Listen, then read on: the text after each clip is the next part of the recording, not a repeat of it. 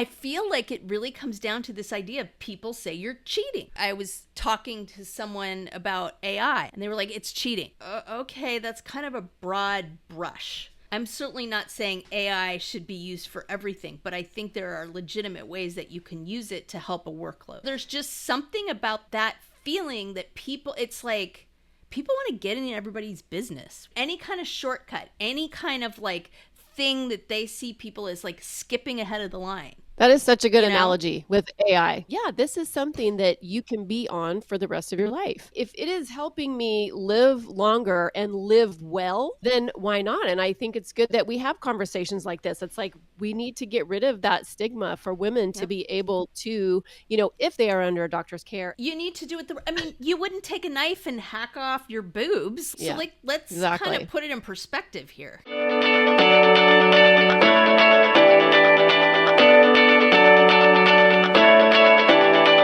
Welcome to Drinks with the Girls, conversations for women over 40 around connection, change, and the power of female friendship. Living well with stories to tell. I'm Karen, and this is Lisa. We are moms and solopreneurs stepping into our own, diving into real conversations about things that matter to women in midlife. We're here to spill the tea on everything that affects women in their 40s and beyond. Topics like loss and grief, changing relationships, launching kids, menopause, and reinventing ourselves in midlife. We are here to tackle it all. Connect with us through a blend of our lived experiences, our friendship, the memory of our moms, plus a collection of real stories, honest conversations, and engaging interviews that will make women over 40 feel seen and remind them that they're not alone on this journey called life. Let's go. Welcome back to another episode of Drinks with the Girls. We are so excited you are here. This is going to be a personal one today. We are going to talk about Lisa's personal experience with semaglutide, something that is all over the interwebs, all over coffee house conversations with women and in doctors' offices. So we thought we would get real and just share Lisa's experience so you, the listeners, can get the information and the real talk.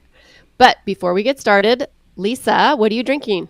Yes, you know us. We love to stir the controversy. Okay, so I am drinking a Popwell, and today it's tropical mango. And it's a prebiotic flavored soda. How about you? I'm drinking a Mortal Kombucha, and it's actually not a hard kombucha. It is a not hard kombucha. It's a soft kombucha. And it is soft kombucha. And I bought it because of the marketing. That's just how I am. But it has, let me show the YouTube people. It's a hand squishing the strawberry, and it says bazillion strawberries, and it's strawberry basil flavor.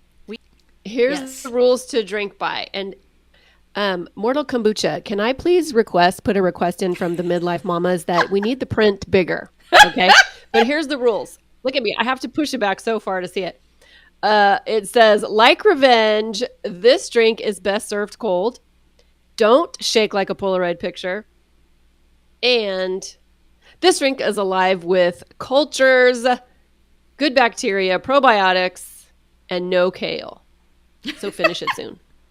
So it was all about the marketing for me. And because, I'm not trying to drink like soft kombucha. But anyway, I digress. Yeah. No, totally. So let's get into it. How do you want to start this, my love? Well, let's land just a little bit on the history first. Everybody's kind of heard all the controversy, and not that we're going to shy away from that, but maybe just like a brief bit of the history, right? So about the time that Oprah did her whole special, right? And full disclosure, I did not expect to be this chica,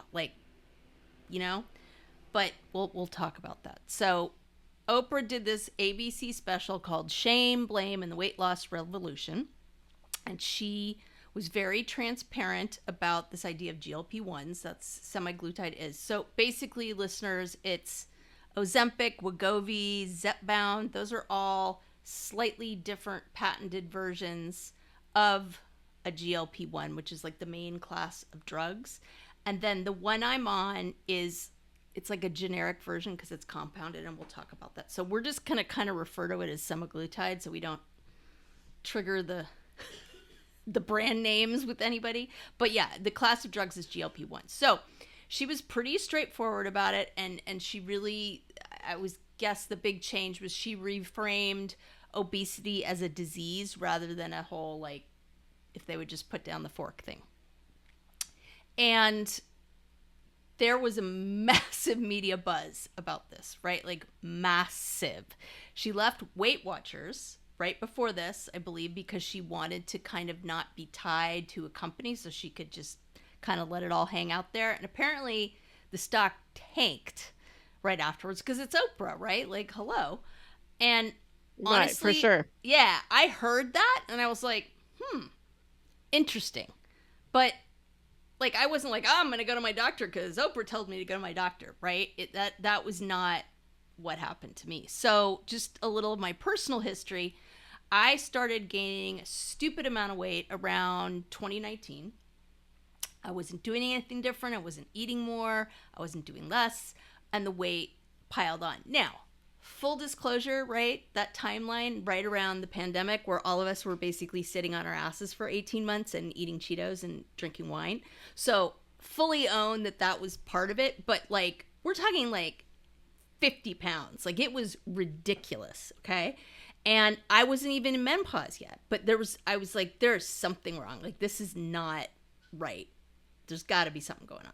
So I went through a couple doctors. I worked with a nurse practitioner. It was okay, but she had me taking like buckets of supplements. I'm not kidding you. It took an hour to like organize them every week. And I'm like, yeah, no. We're not at that age yet. Holy crap. No, I was like, yeah, no. And then I talked to a few people and got a recommendation for this holistic doctor who I adore. And he's super cool for a lot of reasons. I mean, he's holistic. He's Mayo board certified, which is great. But in his office, he has a chiropractor. He has a women's health practitioner. He has a naturopath. I mean, he really believes in all these modalities, which I thought was super cool. So, I went in and I'm like, yeah, this is the deal, da-da-da. And he's like, well, have you ever thought about, something like Ozempic or Semaglutide? And I was laughing. I was literally like, you mean like those celebrities and like that Oprah thing? Oh my God. And I like rolled my eyes and I look over and I didn't know him that well at this point. He's like, no, I'm actually serious. And I was like, oh, okay. All right. And so I was super skeptical at that point because, that's part of the whole thing with this drug is it's like, it's a bunch of celebrities and rich people. Not that it isn't, right? But I just kind of dismissed the thing out of hand because of that. And he said, here's the thing. He goes, I've been doing a lot of research on this. Like, that's one of the things I like about him is he does a lot of research on all sorts of things and he knows his shizzle. And he goes, I have it compounded for me specifically through this pharmacy in Arizona. I'm not just, taking all that other stuff, but I have seen some really incredible results from my patients. And if you've tried all this other stuff and it's not working, would you be open to giving it a try? And I was like, sure, I'll try it, right? And did not really expect the results that I got. I would like to interject something because I just got a memo across my desk from our legal department letting everybody know that we are not doctors. This is not medical advice. We are two girlfriends having a chit chat. So I have some questions because, like you, I, heard about it first, not from the Oprah show. I didn't watch that, but just, the buzz online, the buzz in social media, TikTok and Instagram and all that. What exactly does the semaglutide do? Like, what is the physical thing that is happening in the body? And yeah. Because, what we hear is it's for people with type 2 diabetes, right? Yep. So as I understand it, because I was on a different drug before, and that's actually what kind of convinced me. I was on metformin because I have polycystic ovarian syndrome and it messes with my blood sugar. And so that was kind of part of the conversation I had with my doctor. I'm like, a shot? Like, I'm going to have to take that the rest of my life. Like, that's a little excessive. And he's like, well, your metformin isn't working anymore. He's like, if it was a tablet, would you bat an eye? I'm like, I guess not. And the thing that really did it for me, he goes, I just think as a society, we have to pick. He goes, we can't fat shame people and then shame them for using tools that are out there. And I was like, that totally hit me like a ton of bricks. I was like, wow, like that makes a hell of a lot of sense. So I think this celebrity, rich people stuff kind of overshadows that part, right? So it regulates your blood sugar in essence, right? That's like the purpose of the drug. But what I found it did for me is, and very similar to Oprah, like the food noise was gone. I wasn't like, oh, I got to eat something, right? I got fuller faster and it lasted longer. And wait a minute. Hold on. So the food noise, meaning like thinking about food or thinking about like what your next meal is or cravings. Is that okay? Yeah, I would say that's fair. Yeah, that got damped way down. Portions, all that kind of stuff. Like I eat a lot less than I do. So, I mean, duh, you're taking in less calories. So, I don't pretend because it suppresses your appetite, right? Is it like an appetite suppressant? It does that though because it's balancing your blood sugar, right? So when you feel hungry, it's because your blood sugar is spiking, right? Or okay, so that's a not byproduct. Spiking, I guess. Yeah, so that's part of it. And again, like this is totally not the medical end of things. Like, yes, we have a disclaimer, but I'm basically clueless about that. But I can only tell you like how it felt, right? So yeah, for me, it just like I just noticed my portions were different. I just noticed I wasn't like frantic to eat, and it just wasn't as much of kind of an obsessive compulsive kind of thing at its worst. It just chilled out. Yeah. And there are certain people that it is not recommended for. Yeah, right? And like I can't remember what the contraindications are, but definitely talk to your doctor. I think what gets conflated is the people that it's not good for, and then this whole mess with insurance, which we'll dive into in a little bit. But I believe I'm totally like pulling this out of God knows where. I want to say it's people with heart conditions, but I may need to consult Dr. Google. Let me just look here. Okay, here we go. Again, not doctors, okay? History of pancreatitis. Looks like some types of thyroid cancer, an allergy to it, duh. If you're pregnant or breastfeeding, absolutely not. And then there's certain medications that it interacts with, so insulin, a few other things. So again, like, right, talk to your doctor. Also, individuals with a history of gallbladder disease. I don't have a gallbladder anymore, so that's not an issue. History of bone fractures. So, I mean, the bottom line is you cannot, like, Amazon this. Like, you know? I mean, no. Absolutely Must not. Talk to your doctor. Absolutely not. And he checked in with me often. Like I mean, it was a prescription. He overseed all of it. I talked to him all the time. Like, there's no way in no universe that I would ever recommend doing this, like, off the shelf. Like, that's crazy time. And I mean, is that even a thing? Like, I know that there's, if you have enough money, like black market type stuff. I mean, if you have enough money, anything's possible. Right? I mean, what do they talk about on the Kardashians? How they panned to Scott Disick's refrigerator and it was like Ozempic, like stacked in like a case in his door. So yeah, I mean, if you have money, I'm sure you can do anything. Hey there, I'm Lisa Corachella McDowell, your midlife Pacific Northwest princess, here to guide you in the art of next leveling your life. I'm passionate about women's health and wellness in midlife, especially for moms parenting kids with unique needs like I do. I truly believe we can learn, grow, advocate, and care for the planet while taking care of ourselves and our families. And I'd love to help you do the same. And I'm beyond excited to tell you about my membership for maxed out mamas just like me, the Empowered Parent Collective. It's a space for parents to confidently advocate for their kids, build inclusive communities, educate themselves, and find balance and support along the way. To find out more about the Empowered Parent Collective, my classes, wellness offerings, parenting tips, advocacy resources, and exclusive Drinks with the Girls goodies, head to nextlevellifewithlisa.com. Let's survive and thrive in the messy middle together. This is something that you really need to work with your doctor on, because I would imagine too, there's other things. It's not just like, oh, here's your prescription. Okay, bye. Yep. I'm sure there's talks about like your actual, whatever you're eating and what your exercise regimen is and your lifestyle and your sleep and all that stuff too. And I get blood work done every few months so he can check like my liver enzymes and all that. So yeah, absolutely. And in fact, not that I disagreed with being under my doctor's care, but I managed to overdose myself the first time I took it because I mixed up. Do tell. Stay with me. So you get it in a syringe, right? And you load it up and you inject yourself in the stomach. And I know everybody freaks out about that, but it's not that bad. And frankly, if you've taken fertility drugs at any time in your life, that's like 10 times worse because you're stabbing yourself like every day. This is like no big thing. So you load it up in the syringe, right? And so I'm like, okay, five units, right? Okay. And I'm looking at the syringe. Okay, it must be 5 milliliters. So I like load it up, I put it in there. And like within a couple hours, I could tell you exactly when it happened. I was driving my daughter and a friend to an activity, and I thought I was going to die of nausea. This is like the worst nausea I've ever had in my life. Like, I don't care. Pregnancy, it was so bad.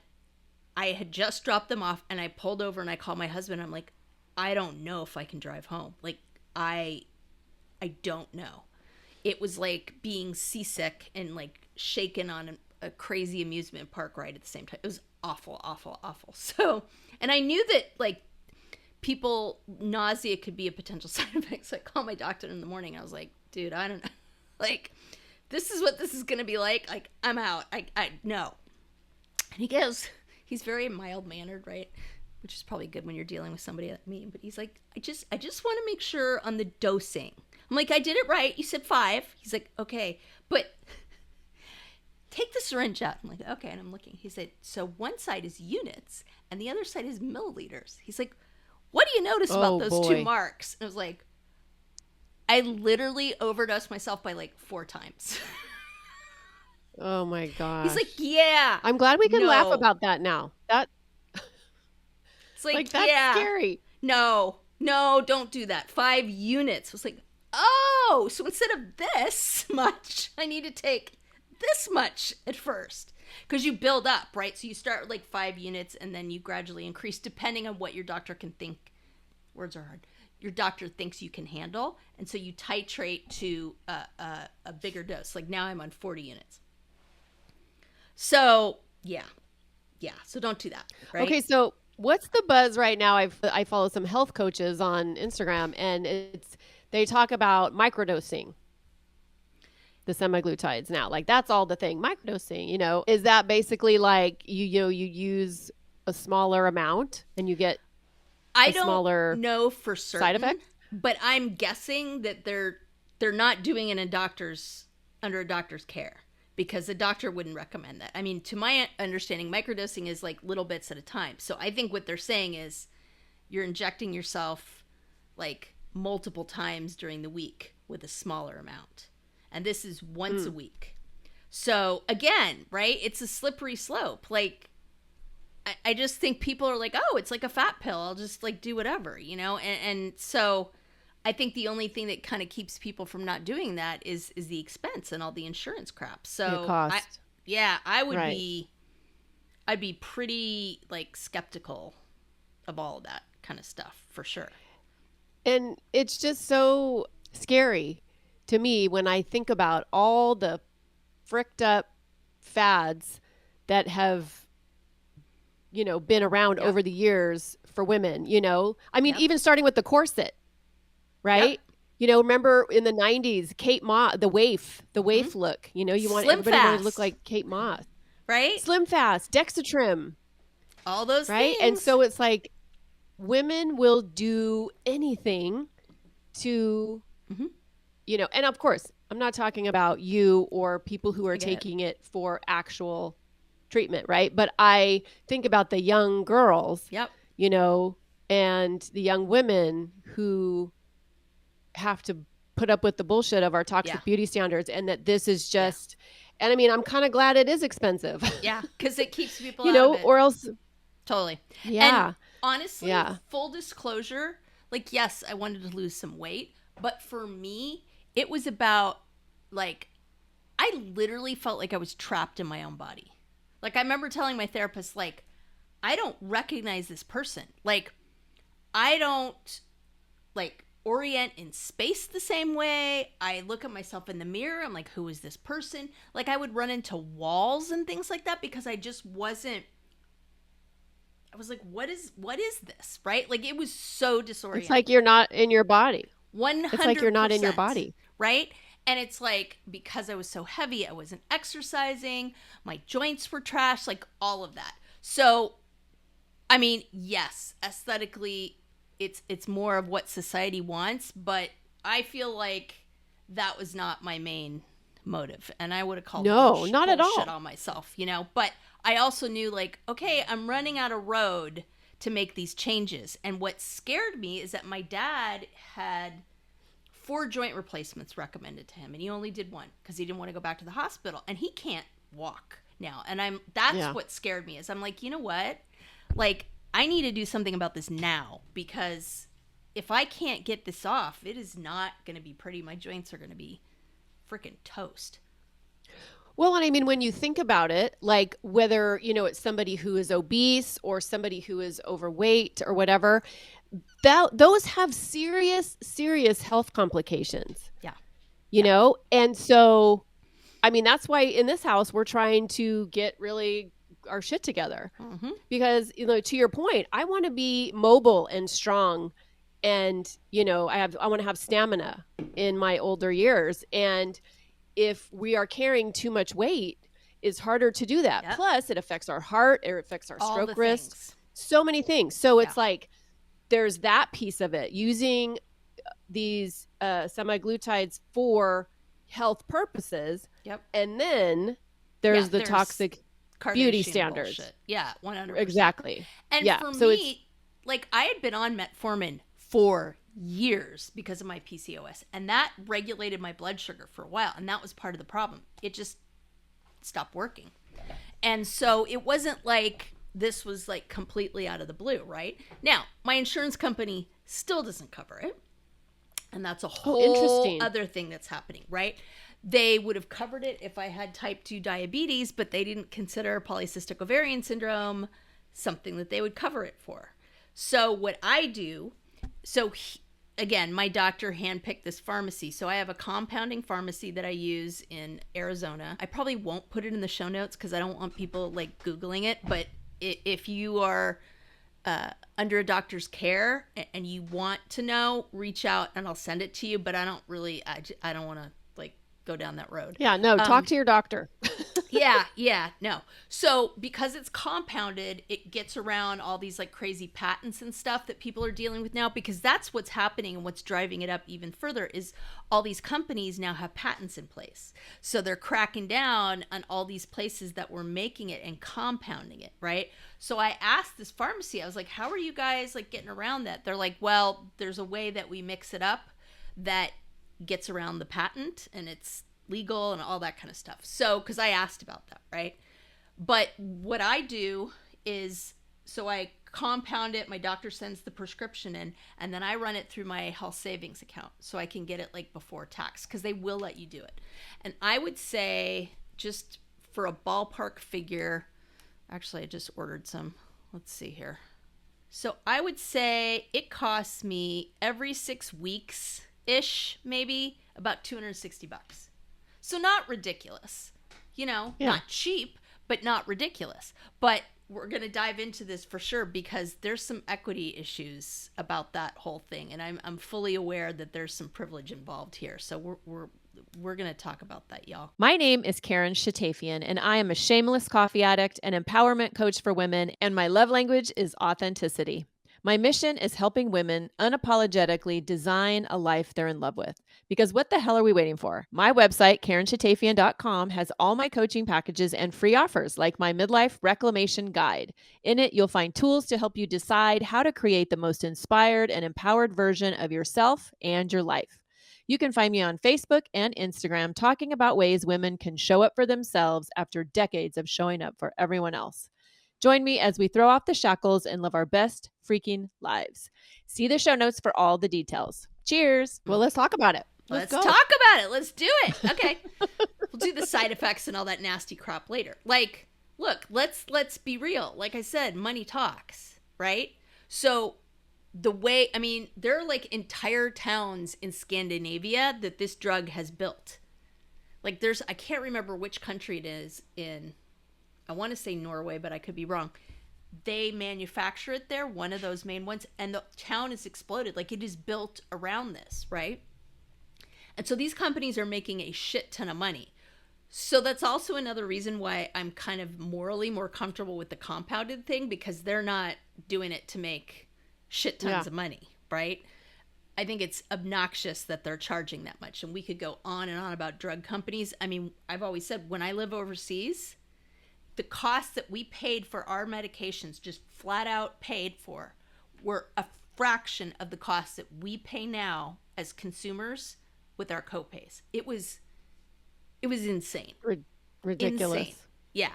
And people are like, oh, that's Africa and India. But it's like, guess what? That's where a lot of this stuff's being manufactured. So that's a whole other thing. And, I think everybody can get on the bandwagon of, like, these pharmaceutical companies are making a redonkulous amount of money. And it's pretty obnoxious, from whoever that guy was, Pharma Bro, that, like, jacked up the price of epinephrine pens for people that had allergic reactions. Like, that is freaking criminal, right?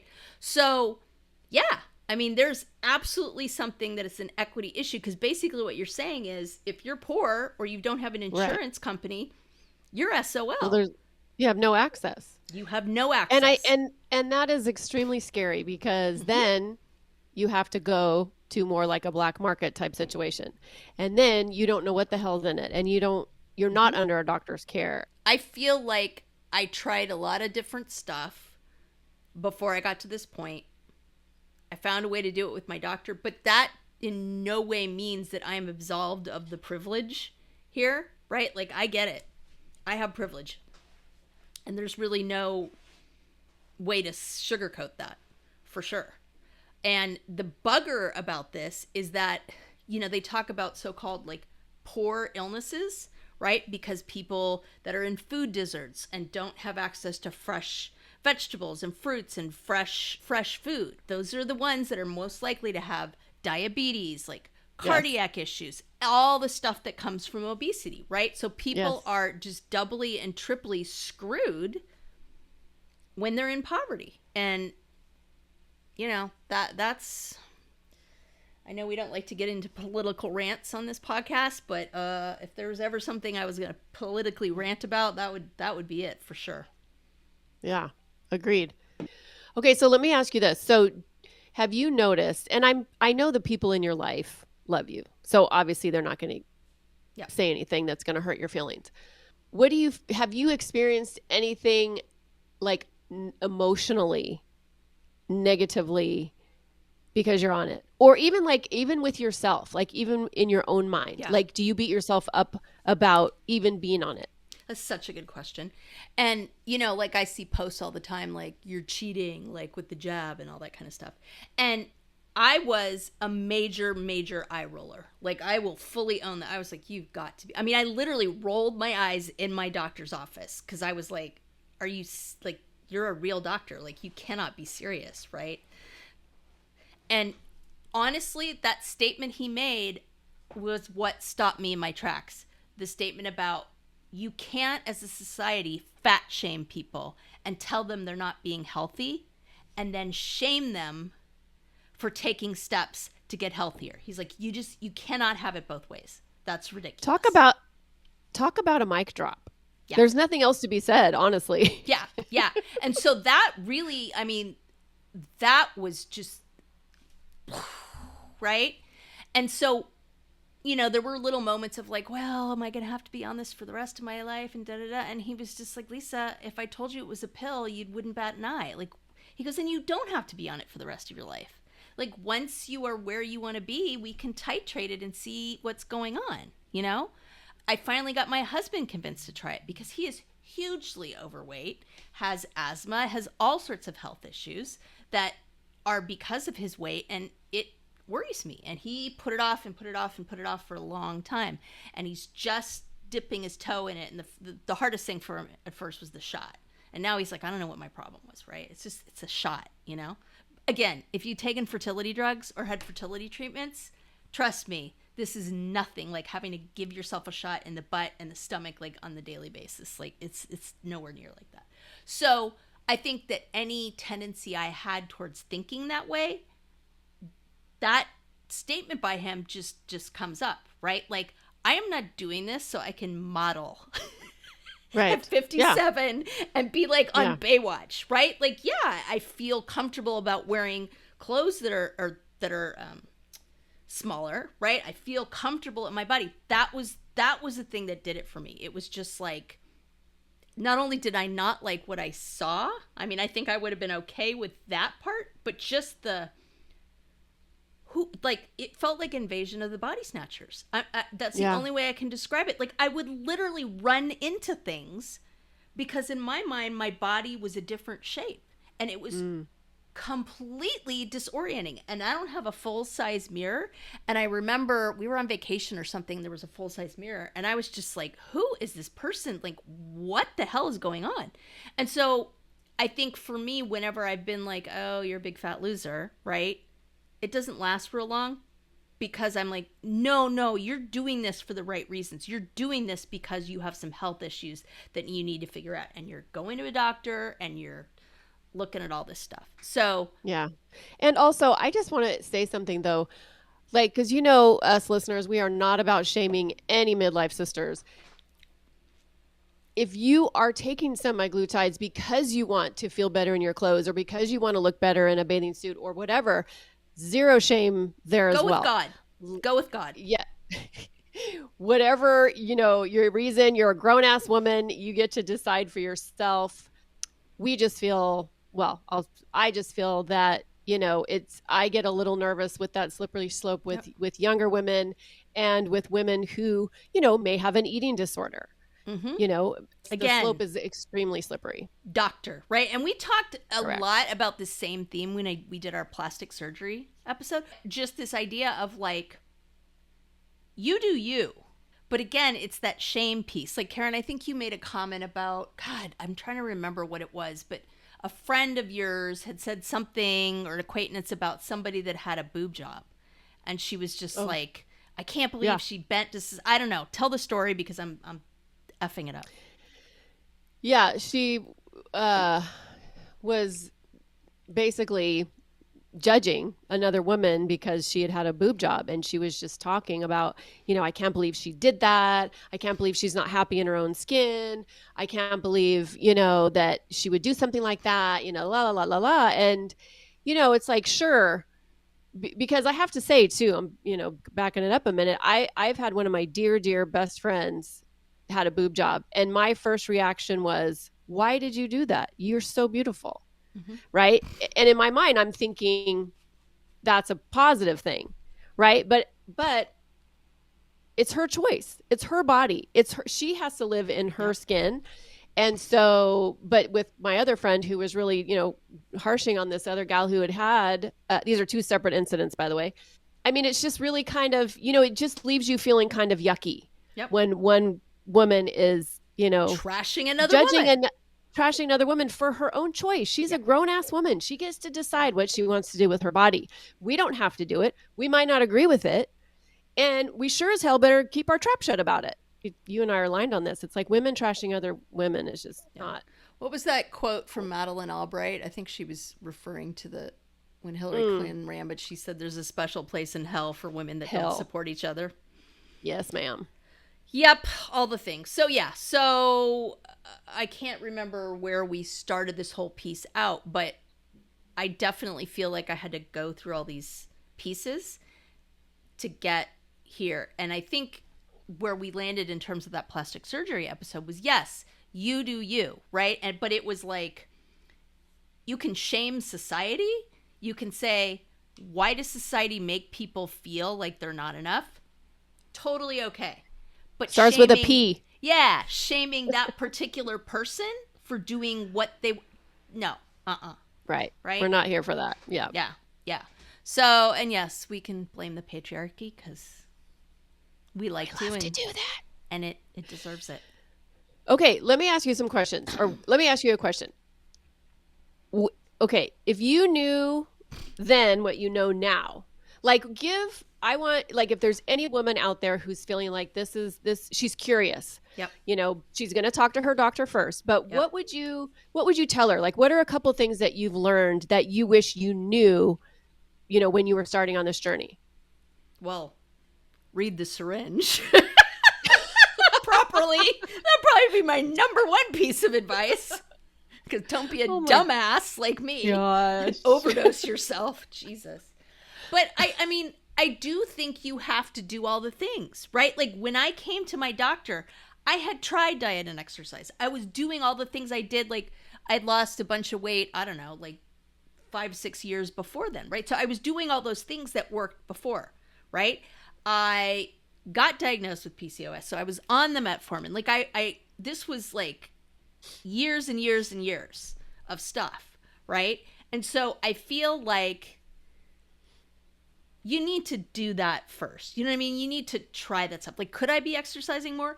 Absolutely. I've got some other shizzle going on right now that is preventing me from doing that. But this doesn't give you a pass to sit around and eat Cheetos and like sip margaritas all day, although that sounds really nice right about now. But right? Like, I think there's a responsible way to do it. This is not like I don't have to do anything for it, right?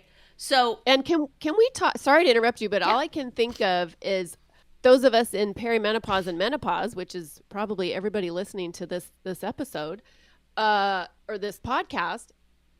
You know, in menopause and perimenopause, your body betrays you. Yep. Your body becomes something you don't recognize, and I think that if, you know, this is something that can help women in midlife get a handle on that, whether it's a temporary thing, you know, just to get them on track or whatever, I think we need to also, you know, just step back and give us a freaking pass because the things don't work that we did before. Like you said, you were doing the same things. You were doing the same things you had done before and it wasn't working. And I think that's very common, you know, when it comes to menopausal bodies. And I mean, I put this in the same slot as like HRT, hormone replacement therapy. HRT, I think, should be part of everybody's physician's like workup and discussion when you hit like 45. Like, I don't know why that isn't just a general discussion because I mean, for guys too, but so much of the disabling symptoms, whatever you will, of menopause are hormonal, right? And I mean, this is essentially affecting hormones is one of the features that it does, right? So I feel like, again, right, it's just an enigma wrapped in a enigma, right? It's how do we untangle the pieces of this that are on the front page of People magazine versus the conversations that people are having in their doctors' offices and what they're doing, right? So I think to go back to your original question, I wish that, I don't know, I mean, I could say I could have done it earlier, right? But again, this was part of my whole transformation, right? Remember, a year before that, I just had a breast reduction because that was the same issue that I was having, is I was bouncing around in space. So I feel like I had gone through a lot of shizzle before I made this choice, and I'd done pretty much everything that I could do, short of like liposuction, and that wasn't a choice that I wanted to make. Not that there's anything wrong with that. So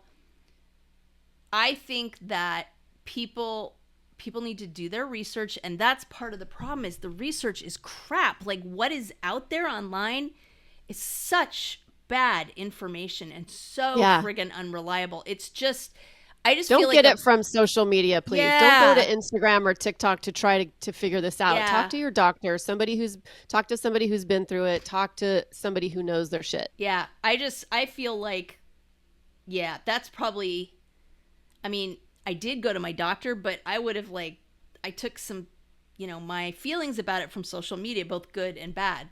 And, you know, I also think there's a lot of shame around it. Like, people don't want to be open about it because they're afraid people are going to, oh, God, you're such a cheater kind of a thing, right? So what was interesting is... Okay, quick pause. Have we talked about the Pod Squad lately? Oh, the Pod Squad. You mean our email list /VIP lounge /digital wine club? Exactly. So listeners, if you're not on it yet, you're basically making life harder for yourself when it comes to podcasts. Like trying to scroll for show notes while speed walking on a treadmill. Wait, what was that link again? Oh, no. Grab the side rails. Or pulling up that book we mentioned while you're in the Starbucks line and then realizing everybody else moved up 3 cars and now you're that woman. We've all been there. That's why we made the Pod Squad. You'll get new episode alerts every week with direct links. Easy to listen, easy to share. And show notes straight to your inbox. So when we drop a life-changing product, book, hot tip, or yummy new drink, you're not rummaging through your memory like a woman searching for her reading glasses when they're on top of her head. It's organized, it's helpful, it's for you, babes. So join the Pod Squad. The link is in the show notes. Just tap it. Snacks, sarcasm, solidarity. And obviously, fighting the patriarchy. We write at dawn. Y'all hopefully listened to our reunions episode, but I went to my reunion and I talked to a couple women there because they did a kind of a forum on women's health and people were asking questions. And it came up, I don't know how, but this I mentioned to this one woman, it was like, oh, I tried it, it was a disaster. I was like, I really would advise you to talk to your doctor about dosing it properly. Because what you are describing was what happened to me when I OD'd. And I'm not a doctor. I don't know if that's what happened, but I'm willing to bet that that might have something to do with it. And she was like, oh my gosh, thank you so much for telling me. I'll talk to them, right? So it's just one of those things that kind of becomes something that's done in the closet because people don't want other people to know about that. So that's fine. That's your business. Like, I don't broadcast it. I'm not like out on social media being like, hey, ask for the name of my compounding pharmacy, like whatever. But you need to get your information from a doctor on this one. I just think of all the diseases and different things you can research online, this is one that is just almost impossible to get reliable information on. And every woman's different. I mean, case in point, the woman that you saw at the reunion, it's like, what's right for one woman is not going to be right for another necessarily. And it's really important that you get it right for you. And you can only do that with doctor's help. Yeah, for sure. In fact, there's now counterfeit Ozempic. Yay! Right? Oh, no. The market didn't birth that or anything like that. And the FDA's even put a warning out about it. Again, don't Amazon it. I'll put that link in the show notes. So be super frickin' cautious about where you source it. Hold on. So can doctors receive the counterfeit? So for doctors, it is a prescription, right? They physically have to send it into a prescription in for somebody to get it, right? So my bet is that these are people that are buying it off the street. Okay, so it's not like if you get a prescription from your doctor and you go to your pharmacy. No. They are going to have. No. Okay, No. My mind went to companies, or not even companies, shady people. Yeah. No. Creating something. Yeah, and that's similar. That's basically okay. what it is people were creating counterfeit Ozempic. I mean, it's kind of like the whole fentanyl crisis. Yeah. I mean, not that heroin's good, but like people were lacing it with fentanyl and people were dying. So again, it all goes back to there is no free lunch. Like there's no site where you can like have this regulated. Something you want to inject, like that's just like doing street drugs, like to each your own, but that's a game of roulette that I'm not friggin' willing to play for sure. That's crazy time. Okay, so let's talk for a second about, did we talk about the side effects you had? Other than ODing. Besides the OD situation. Did you have any side effects? I would say the only side effect is occasionally I get a little constipated the day after I take my shot. So I try to power water. I take something called oxy powder, which helps with that. So those are the only like side effects that I've had. I've been pretty lucky. Nice. And again, like it's not gonna go poof overnight, right? This took a year for the 40 pounds. And it's taking longer for the other 20. So we're trying to figure out kind of what the story is with that, right? But I'm going to have to be patient and figure it all out and do the things, right? Well, and I think lasting change happens over time. Mm-hmm. Like, I think it's more dangerous, first of all, but also, you know, it's harder to sustain it if you lose it really fast. Yep. Right? So I think, you know, obviously, like we talked about, like what you eat, how you move your body, your sleep, because that's super important, tied to, you know, your weight. But also, like, I think it's important, and I'm just thinking because I have no personal experience, so I'm just kind of imagining. But I would think also, besides those other things, making sure that your emotions, you know, your thoughts, your feelings about food, weight, you know, your body image, all of that. I feel like that's all part of the same pie. There's no way I'm ever going to be 110 pounds. I don't think I ever was 110 pounds. And I don't intend to get to 110 pounds, right? So I feel like I have a realistic, I think it's realistic goal. But if it isn't, my doctor's going to tell me, right? Yeah. And just taking those 40 pounds off my knees, that's worth it. I just, this feeling of being in my body again, like not having that disoriented, that was awful, right? Because I was dealing with some emotional crap on top of it. And it's just like, it was horrible. So if that's what comes of it, it was worth it for sure. Yeah. And is this something that you're on for a lifetime? Like, is this something that you can, like blood pressure medication or whatever, you know, it's like you're going to take it for. Everybody's different, right? So if I had diabetes, it would be different, but you kind of have to titrate it. Again, reason number 5,000,000,006, why you need to be under a physician's care. Because basically right now we're trying other things since I'm not progressing at this point the way I want to. Like we're tweaking my thyroid, which I've always thought was problematic. And we're looking at, for example, for my anxiety meds, stuff that's a little bit more weight neutral. So we're looking at all these other things because I'm at basically the dose that you're supposed to be at. We'll just have to see. So once we decide either, yep, I'm at the weight I want to be at, or, you know, it's just, I'm not going to be any less weight than this. Then, as I understand it, I haven't been through this, you can back off and just kind of see. And yeah, there's a chance that I'll be on it for the rest of my life to maintain this. But I would have been on the metformin for the rest of my life. So for me, it's like, all right, fine, it's a shot. Again, my doctor's comment about, like, if this was a pill, you wouldn't bat an eyelash. So is it the fact that it's a shot? And frankly, people that are on thyroid medication, like, I'll have to be on this thyroid medication likely for the rest of my life. It's interesting to me because I feel like that whole, like, you'll have to be on it for the rest of your life thing is a label that's attached to a lot of medications in a really negative kind of way. And so I would push back a little on that and say, but what are the reasons you're doing it for? In my mind, if I have to be on this for the rest of my life, it has done so much for me that that's a price I'm willing to pay, because I am not going back to being that person that was bumping into walls like that. Right. No. Again, I feel like it really comes down to this idea of people say you're cheating. People think it's cheating. I was talking to someone about AI and they were like, it's cheating.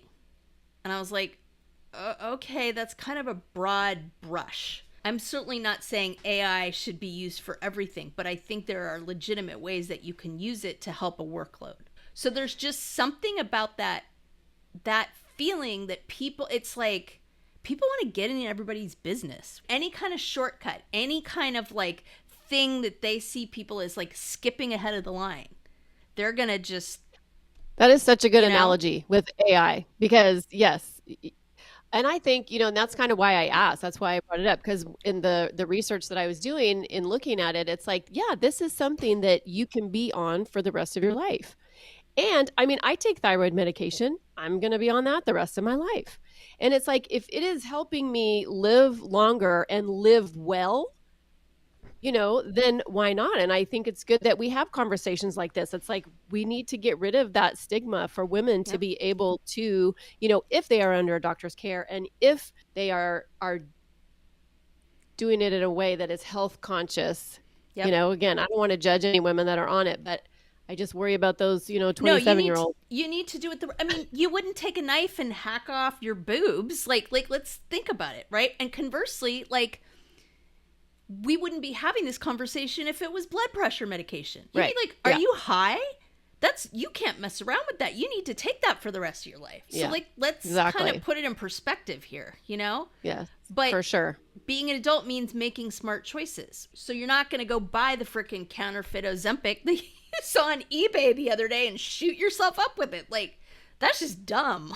I mean, so if a woman is curious about this and they want to have a conversation with their doctor, if their doctor hasn't brought it up and they want to bring it up, what would you say would be some good questions to ask or some good, some words to say? Yeah, no, I think that's a really good question. So for me, the dialogue was really about like, I've been doing X, Y, and Z for this long and it's not helping. And I am concerned about my joints, about this, about that. I have heard, like everybody else, about semaglutide and GLP-1s. What can you tell me about that? Am I a candidate for it? What does your research tell you? Do you have patients that you prescribe it to? Would be another one that I would ask your doctor about. And I would ask, which brand do you prescribe? How do you feel about compounding? All those things. Because the bottom line is it's almost impossible to get it through insurance now unless you are type 2 diabetic. Like, they have tightened those restrictions, and that's a whole other thing to dive into along the equity issue, because insurance companies were losing their shirts because they're so damn expensive. And insurance companies are businesses, people, and like it or lump it, that's the way they do business. And I know we're all pissed at them right now for a lot of the shady kind of shit they do, but it's a business. So whatever your feelings are about that, you need to figure that out. So I would start there. You are certainly welcome to reach out to me. I would be more than happy to talk to people via email or whatever. Again, I do not feel comfortable disclosing that compounding pharmacy's name, because I feel like it's going to be a Google rush, and that's not what I want this to be. But if you're under doctor's care and you reach out to me and you're like, hey, they're okay with compounding, like, I'm totally fine with that, because that's not this kind of like promo blast, That's a very generous offer. Thank you. That you just made our listeners. Yeah. Because, I mean, we're in 42 countries, people. Like, come on. It's about time for us to put a bow on it. So, Lisa, you gave some great questions to ask their doctors. What are 2 takeaways you want them to make sure that they leave this episode with? Yeah, I mean, honestly, that mic drop moment from my doctor has framed everything for me. And so I think you need to go into this in the right mindset. And what I mean about that is, why are you doing it? Only you can tell whether or not you have the right motives. It's just a drug. So if you are going to buy into the society shaming or the cheating or whatever, like, you've got to deal with like your emotional shit about this decently before you go into this, because it's not like you're going to shoot yourself up and then everything's magically going to go away. Like, that same pressure, anxiety, like issues you have, issues like your partner may have, that's still going to be there. So I would really suggest to people that you do some work around that first. And I would say, the other takeaway is, other than read your syringe, I think you have to have a doctor you're really comfortable with, because I talk to him a lot and I get blood work done and all that kind of stuff. So you really need to kind of commit to the process if you're going to do this and understand like what that's going to look like. I love what you just said. I mean, I think that's really important too. Yes, having a doctor that you trust. But when you were talking, I mean, the way I see this is it's a piece of a bigger picture. It's if you're going to use the semaglutides, it's only a part of the puzzle. You have to, like we talked about all the other, physical things, but also the emotional piece. Yeah. Like you have to really look at, because like you said, this is not like a magic pill. Nope. It's like, sure, your weight might come off, you might feel better, but the same emotional shit that you've been dealing with is still going to be there. Yeah. And the same problems in your life are still going to be there. Yeah. So just use this as a piece of the whole bigger picture as you're treating your whole self, But yeah, I think those are such great takeaways. I just want to say how much I appreciate you, Lisa, being vulnerable and sharing this story, because even with your besties, it's not always easy to talk about things like this because of what we talked about, the judgment, the shame. And so, this might not even be a conversation that some of you listeners can have with your girlfriends or your family members. And so, as you know, we just want to provide that forum for you. We want to provide that community for you. And Lisa, I want to thank you so much for just sharing this very vulnerable story with our listeners. And my pleasure. I like you, I'm passionate about this community and giving you information. Again, not medical professionals. This is my personal experience. Like, I feel like we can't say that enough on this episode because it's a big deal. But yeah, I mean, that's what this community is all about, is sharing experiences and giving people, one of the things I'm really proud of a lot of things with this podcast, but one of the things I'm really most proud of is that it's not just like us going, like we try to give you resources and information and things to think about and leave you, with that. And we did make we should probably talk about this. We did make a small tweak to our show notes. All right. We just had our 1-year anniversary, and we are asking people to subscribe to the Pod Squad to get the full show notes. One of the reasons is that it's hard to kind of maintain our email list and get information to listeners without, having something to provide for them, right? We're not going to spam you. We're not selling the list, right? But this is yet another way that we can grow the community. And we're looking at all sorts of other ways to serve this community. So we have to be able to kind of have a reputable way to reach out to people in that community. So, and also as a podcast consumer, like I listen to my podcast in the car or on a walk, and I would rather have all of the details in my inbox. So when I'm on my walk listening to the podcast, I'm like, oh yeah, I want to go back and check out that book. I want to go check out that resource, whatever. And it'll be right in your email. Yeah. So you don't have to worry about, and we've talked about this before, about, you don't have to, rush to try to write stuff down or remember it. Cause Lord knows I'm not doing that. It's in our outro, right? We talk about it in our outro, and we're kind of lighthearted and funny about it, but it ain't wrong. Yeah.